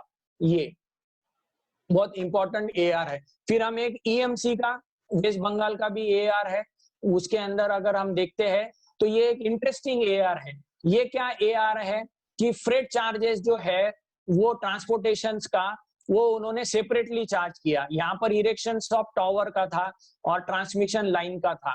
तो यहाँ पर क्या बोला उन्होंने, क्या हेल्ड किया कि freight and transportation is merely a component and not a separate and independent identity.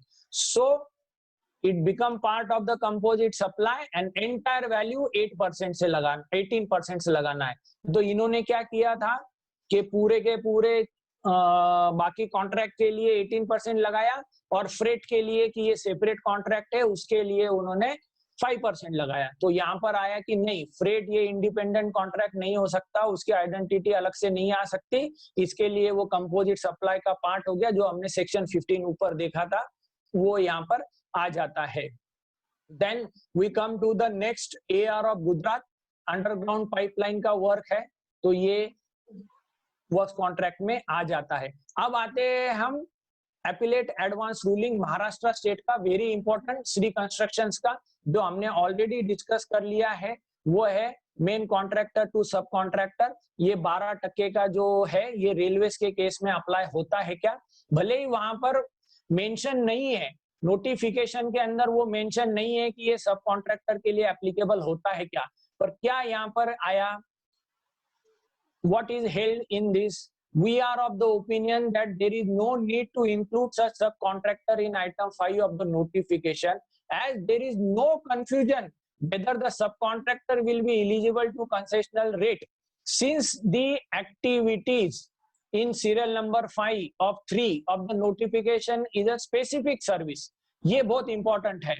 The service provider and the service recipient are immaterial for determination of beneficiary of concessional rate of GST.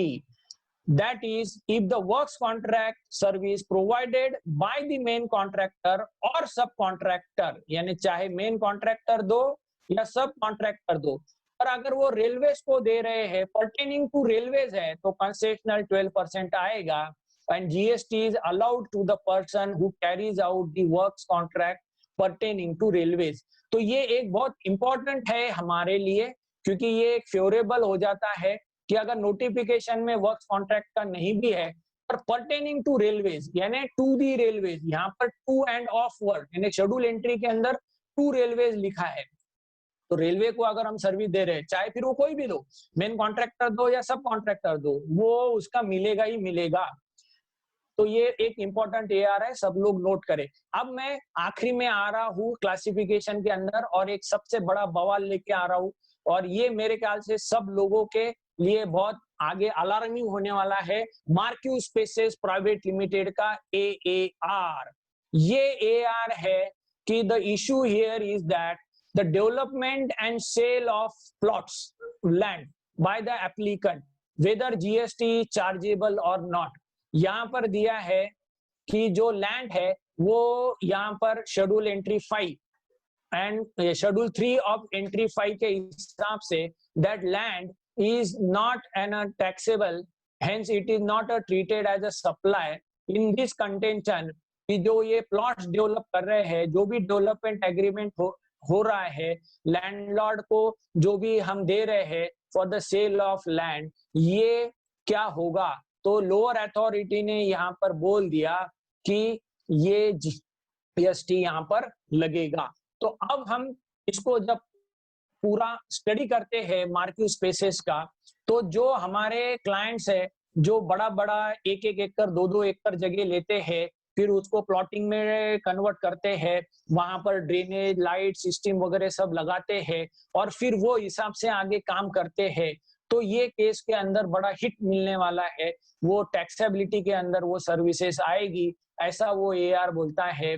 The real estate transaction involving plotted development, one party owns a land and another party owns a expertise to develop, both parties are having a developing of the revenue contract of the plot, the landowner gives right to the developer to develop and it developer provide the services for the development of land। तो ये जो joint development agreement हुआ है, ये clearly services का agreement है और हम इसमें इंटरफियर नहीं करेंगे लोकल अथॉरिटी के एआर में, और हम ये बोलते हैं कि the transaction shall be out of GST net only if the activity is exclusive dealing with the transfer of title of ownership of land which is a immovable property.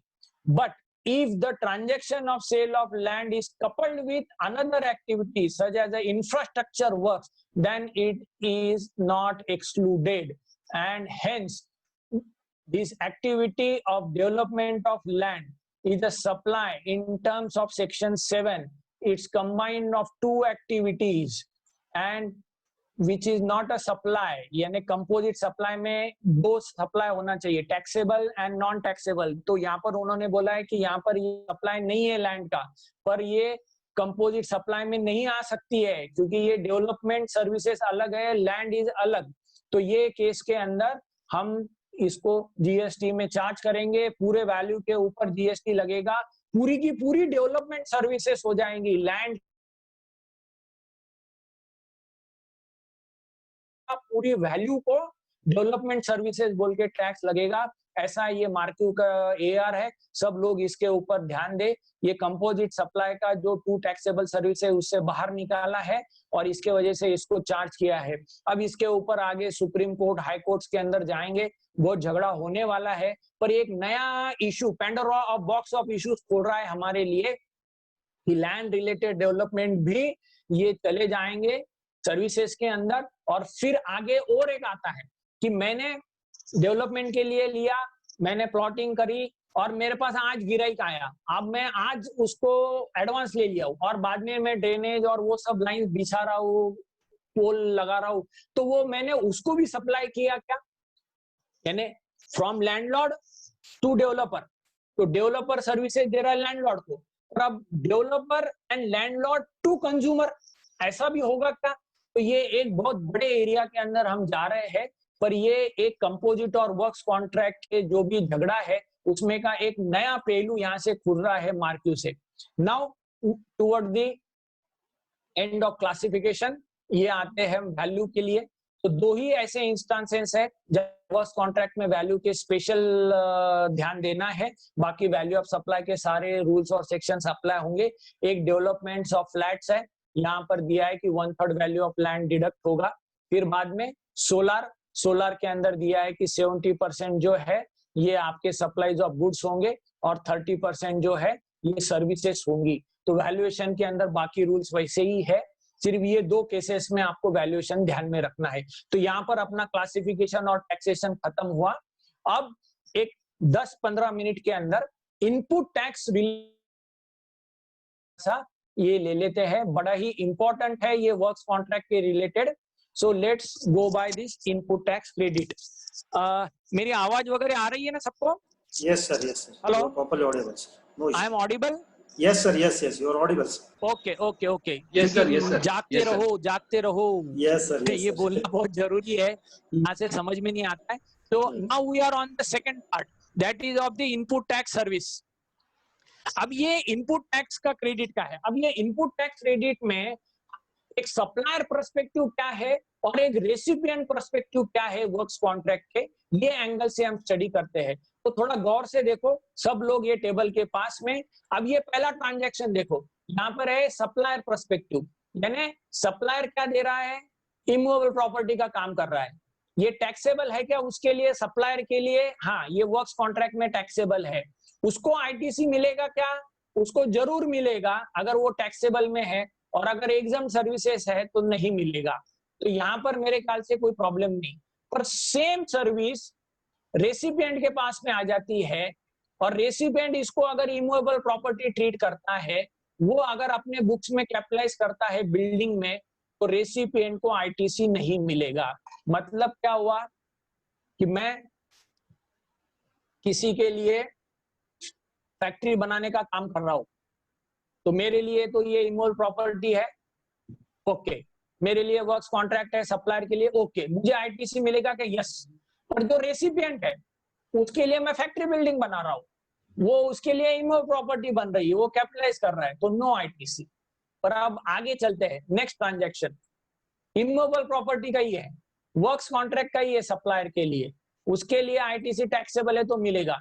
पर ये रेसिपिएंट जो है उसके लिए ये मूवेबल प्रॉपर्टी हो रही है, ये प्लांट एंड मशीनरी हो रही है, क्योंकि प्लांट एंड मशीनरी का फाउंडेशन जो है ये मूवेबल प्रॉपर्टी बन जाएगा, वो इमूवेबल प्रॉपर्टी नहीं रहेगा, ऐसे जजमेंट्स भी है, तो मुझे आईटीसी मिलेगा। भले ही वो वर्क्स कॉन्ट्रैक्ट है सप्लायर के लिए इमूवेबल प्रॉपर्टी का, पर मेरे लिए वो मूवेबल प्रॉपर्टी बन रही है, तो मुझे वो एज अ रेसिपिएंट आईटीसी मिलेगा। Now we come down to the next transaction, immovable property का ट्रांजैक्शन है, और ये इमूवेबल प्रॉपर्टी मेरे लिए पर से है, पर I am putting it on revenue, I am not capitalising, it's a repairs to building, तो मुझे आईटीसी मिलेगा, क्योंकि ब्लॉक क्रेडिट के अंदर रिपेयर्स टू बिल्डिंग का आईटीसी मिलता है, कैपिटलाइज किया आपने तो नहीं मिलता। तो यहां पर ये तीनों इमूवेबल प्रॉपर्टीज है, पर यहाँ पर अगर कैपिटलाइज किया तो नो आईटीसी, कैपिटलाइज किया पर प्लांट एंड मशीनरी है तो आईटीसी, रिपेयर्स को डाला तो यस आईटीसी। अब मैं चलता हूं नेक्स्ट, कंपोजिट सप्लाई। किसके लिए कंपोजिट सप्लाई है? सप्लायर के लिए, वो मूवेबल प्रॉपर्टी दे रहा है, पर मेरे लिए इमूवेबल प्रॉपर्टी हो रही है एज अ रेसिपिएंट, मैं उसको बिल्डिंग में डाल रहा हूं। एग्जाम्पल क्या है? मैंने अलग से सीमेंट लिया और सीमेंट के ऊपर फ्रेट लग के आया, तो ये मेरे लिए कंपोजिट सप्लाई हो गया। किसके लिए कंपोजिट सप्लाई हो गया? ये सामने वाले के लिए, दुकानदार के लिए, जिसने सीमेंट दिया है तो उसने सीमेंट और फ्रेट का दोनों मिलके मेरे को लगा दिया बिल, पर मेरे लिए ये बिल्डिंग में कैपिटलाइज कर रहा हूं तो नो आईटीसी। फिर मूवेबल प्रॉपर्टी है, वो सप्लायर के लिए कंपोजिट कॉन्ट्रैक्ट है, मेरे लिए भी मूवेबल प्रॉपर्टी बन रही है, मैंने उसको प्लांट एंड मशीनरी के अंदर कैपिटलाइज किया हो। What is the example? कि मेरी जो मशीन आ रही है उसका मैंने इंस्टॉलेशन चार्जेस के साथ में लिया, फ्रेट के साथ लिया, तो मैंने मशीन के अंदर एक साथ कैपिटलाइज किया तो मेरे को उसका आईटीसी मिलेगा। अब आते हैं छठा प्रपोजल, ये है मूवेबल प्रॉपर्टी। ये मेरा कंपोजिट कॉन्ट्रैक्ट है एज अ सप्लायर, तो मुझे तो मिलेगा, टैक्सेबल है तो आईटीसी। अब यहाँ पर ये इमूवेबल प्रॉपर्टी बन रही है पर से, क्योंकि ये रिपेयर्स टू बिल्डिंग है, फिर भी मुझे आईटीसी मिलेगा। तो आप सबको मुझे यही बताना था कि वर्क्स कॉन्ट्रैक्ट के केस में रेसिपिएंट के लिए आईटीसी का जो हिसाब है वो पूरा के पूरा कैपिटलाइजेशन के ऊपर है, कि अगर कैपिटलाइज किया तो नो आईटीसी, नो आईटीसी। अगर उसने कैपिटलाइज नहीं किया बिल्डिंग के लिए तो उसको yes ITC. Now we come down to the sections. तो अब ये ब्लॉक क्रेडिट के कुछ सेक्शंस है। द मोस्ट इंपॉर्टेंट सेक्शन है 17.5.2। यहाँ पर क्या है कि वर्क्स कॉन्ट्रैक्ट के सर्विसेज ले रहा हूं मैं, और मैं उसको इमूवेबल प्रॉपर्टी ट्रीट कर रहा हूं other than plant and machinery. अगर मैं इसका आगे बिजनेस करता हूं तो मुझे ये ब्लॉक नहीं होगा, नहीं तो मुझे आईटीसी नहीं मिलेगा। क्यों नहीं मिलेगा? क्योंकि मैं सीमेंट, रेती वगैरह लेके मैं खुद ही फैक्ट्री बना रहा हूँ, मटेरियल मैं ले रहा हूँ, सर्विसेज अलग से ले रहा हूँ, तो ये मेरे लिए नहीं बनेगा। फिर मैं कंस्ट्रक्शन कर रहा हूँ इमूवेबल प्रॉपर्टी का other than plant and machinery on his own, sorry ये ओन वाला आया, ये मैंने कॉन्ट्रैक्टर से पूरा ही बिल्डिंग बना के ले रहा हूँ, यानी ऊपर वाला जो है ये मैं पूरी की पूरी स्क्वायर फीट के रेट से बिल्डिंग बना के ले रहा हूँ तो भी नहीं मिलेगा। अलग अलग से सीमेंट, रेती भी लूंगा, स्टील भी लूंगा तो नहीं मिलेगा ऑन हिज ओन। तो ये 17C, सी यानी कॉन्ट्रैक्टर, डी यानी मैं खुद कर रहा हूं, तो 17.5C के अंदर भी ब्लॉक कर दिया क्रेडिट, 17.5D में भी मेरे को ब्लॉक कर दिया क्रेडिट।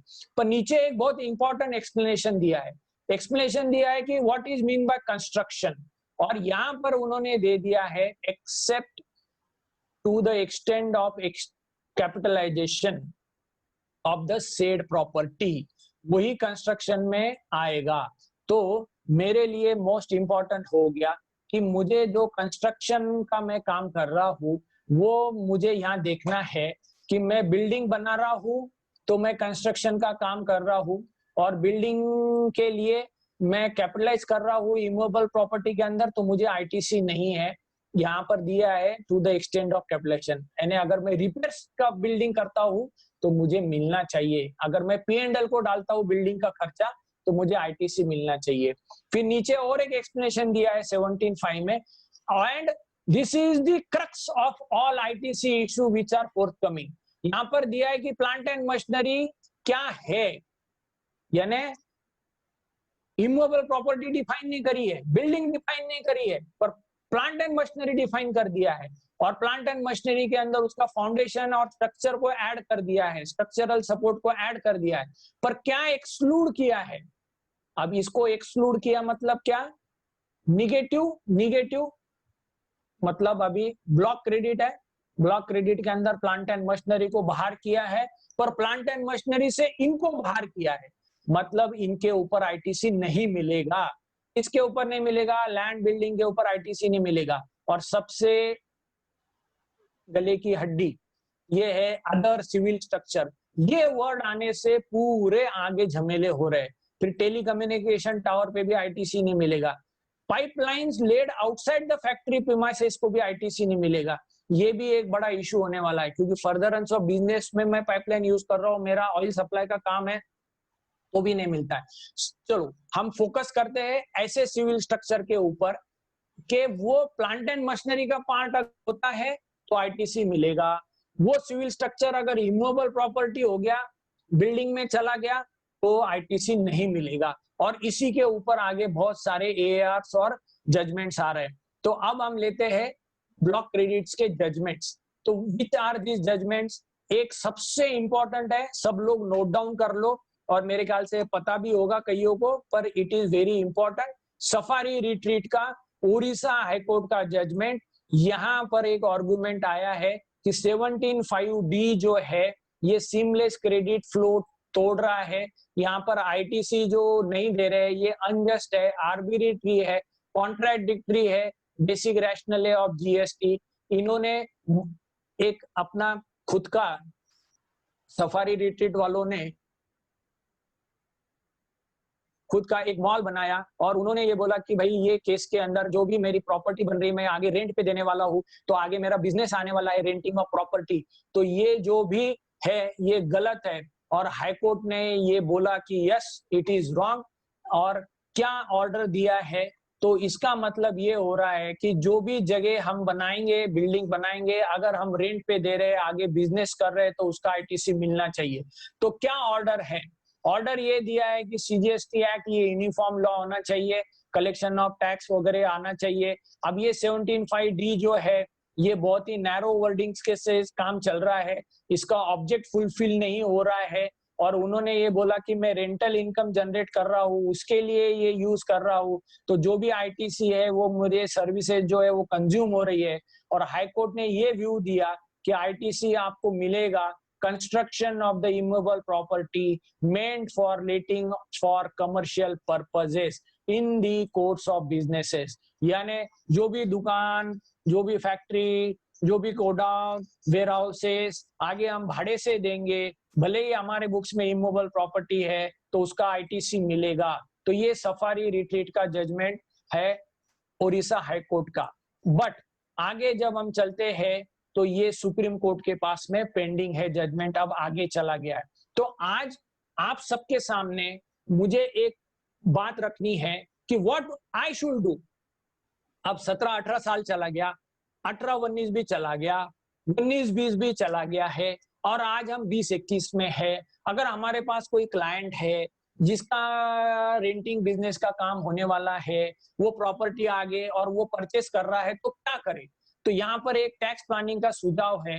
वो क्या सुझाव है कि चाहे सुप्रीम कोर्ट की कोई भी डिसीजन आगे आओ, फेवरेबल आई तो हमको आईटीसी यूटिलाइज करने मिल जाएगा। तो आज आप आईटीसी ले लो, पर उसका यूटिलाइज मत करो। यानी बुक्स में क्रेडिट ले लो, 3B में ले लो, इलेक्ट्रॉनिक क्रेडिट लेजर में आ जाएगा, उसको कैरी फॉरवर्ड करते चलो, डोंट यूटिलाइज इट। फिर उससे क्या होगा? अगर वो फेवरेबल आया जजमेंट 6 महीने के बाद, साल भर बाद, तो आपको आईटीसी मिल जाएगा। अगर फेवरेबल नहीं आता है तो रिवर्स कर दो, रिवर्स कर देंगे, आपने यूटिलाइज नहीं किया है, no interest no loss planning. तो ये एक आप सब लोग ध्यान में रखो। अगर हमने क्रेडिट नहीं लिया होगा तो आगे फेवरेबल जजमेंट आने पे हमको क्लेम करने को भी दिक्कत होने वाली है। तो अगर आपके पास में चांस है, 1920 भी खुला है, तो आईटीसी ले सकते हो। रिटर्न जाना बाकी होगा तो बिल्कुल लेके रख लो, यूटिलाइज मत करो। फिर एक आगे महाराष्ट्र हाईकोर्ट का हिंगन घाट का जजमेंट है, टेक्सटाइल पार्क का जजमेंट नहीं है, पर ये केस है जो पेंडिंग है और बहुत इंपॉर्टेंट केस टू वॉच है। यहाँ पर भी कंस्ट्रक्शन ऑफ मॉल हो रहा है लीटिंग के लिए, और उन्होंने भी चैलेंज किया है 17(5)C(D) को, और वो ग्राउंड है डबल टैक्सेशन का। और यहाँ पर कॉन्स्टिट्यूशनल वैलिडिटी ही चैलेंज कर दी है 17(5)C एंड D की। और उन्होंने ये बोला है कि ये हमको मिलना चाहिए क्रेडिट, क्योंकि हम आगे इसको यूज करने वाले इन द बिजनेस। तो ये भी जजमेंट पेंडिंग है, अटॉर्नी जनरल ऑफ इंडिया को नोटिस इशू की है। सेम लाइन पे एक गुजरात हाई कोर्ट का आरआर केबल का भी एक जजमेंट वॉच करना चाहिए। यहाँ पर भी कॉन्स्टिट्यूशनल वैलिडिटी 17(5)C और 17(5)D का आया है, नोटिस इशू हुई है। तो Safari Retreat, Hinganghat, integrated park Maharashtra and RR cable Gujarat, तो सफारी रिट्रीट हो गया उड़ीसा का, अपना महाराष्ट्र स्टेट का हो गया हिंगनघाट इंटीग्रेटेड टेक्सटाइल पार्क और आरआर केबल गुजरात। ये तीनों जजमेंट सबने वॉच करने हैं। अगर यहाँ पर कोई भी फेवरेबल जजमेंट आता है तो हमारे को बहुत काम आएगा। अब आगे चलते हैं हम एआर जो ब्लॉक क्रेडिट के रिलेटेड है। इसमें क्या है, एक सत्तेश का प्राइवेट लिमिटेड का गुजरात का एआर है। यहाँ पर बंड्स यूज किए थे फैक्ट्री के लिए, जहां पर मैन्युफैक्चरिंग ऑफ सॉल्ट्स के लिए यूज करते हैं। तो ये एनी सिविल स्ट्रक्चर्स के अंदर जाते हैं। तो ये एनी सिविल स्ट्रक्चर हमारी प्लांट एंड मशीनरी है, तो हमारे को आईटीसी मिलना चाहिए, ऐसा कंटेंशन था। पर यहाँ पर उन्होंने ये बोला कि in the present case any civil structure which is discussed in the explanation of 17(5)(c) and D, the definition of plant and machinery is given. Even otherwise, the specific words land and building are preceding to the general words. Any civil structure does not constitute a genus. मतलब यहाँ पर क्या दिया कि वो plant and machinery नहीं होगा और आपको आईटीसी नहीं मिलेगा। अब यहाँ पर थोड़ा सब लोग ध्यान से सोचे कि what is the mindset of authorities. ITC अगर आपको देना है तो वो ये बोलेंगे कि ये सिविल स्ट्रक्चर है और ये इमूवेबल प्रॉपर्टी है, आपको हम आईटीसी नहीं देते। पर वहीं अगर रेट ऑफ टैक्स की बात आती है, कंपोजिट सप्लाई की बात आती है, वर्क्स कॉन्ट्रैक्ट की बात आती है, और अगर वहां पर लोअर टैक्स रेट अगर आता है वर्क्स कॉन्ट्रैक्ट को, तो वो उसके अदर व्यू दे देंगे कि no no no no no no, this civil structure is a plant and machinery. तो ये बहुत इंपॉर्टेंट है कि आप एआर किस एंगल से मांग रहे हो। आईटीसी के एंगल से मांग रहे हो आप या टैक्स रेट